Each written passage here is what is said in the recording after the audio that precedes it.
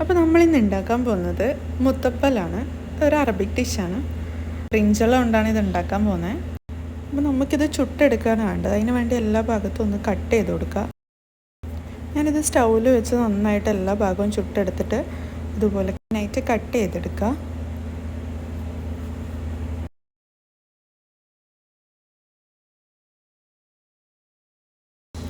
ഇനി ഒരു മിക്സിയുടെ ജാറെടുത്ത് ഇത് അതിലോട്ടിട്ട് ഒരു 2 വെളുത്തുള്ളി, അതുപോലെ ഒലിവ് ഓയിൽ, കുറച്ചധികം തഹീന ആവശ്യമുണ്ട്. ഏകദേശം ഹമ്മൂസൊക്കെ ഉണ്ടാക്കുന്ന പോലെ തന്നെയാണ്. പിന്നെ ഇതിലോട്ട് 2 സ്പൂൺ യോഗട്ടും കൂടെ ആഡ് ചെയ്യാം.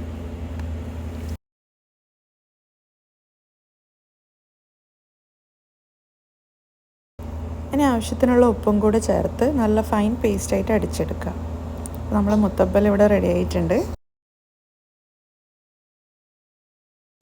ഇനി നമുക്ക് കുറച്ച് ചെറുനാരങ്ങ നീരും ലാസ്റ്റായിട്ട് കുറച്ച് ഒലിവ് ഓയിലും കൂടെ ആഡ് ചെയ്ത് നമുക്ക് സെർവ് ചെയ്യാം. ഇനി ഇതൊന്ന് ഡെക്കറേറ്റ് ചെയ്യാൻ വേണ്ടി ഞാൻ കുറച്ച് ഉറുമാമ്പഴം എടുത്തിട്ടുണ്ട്. അപ്പോൾ ഇതെല്ലാവരും ഒന്ന് ട്രൈ ചെയ്ത് നോക്കുക. ഒരു വെറൈറ്റി ടേസ്റ്റ് തന്നെയാണ്. അപ്പോൾ അടുത്ത വീഡിയോ കാണാം.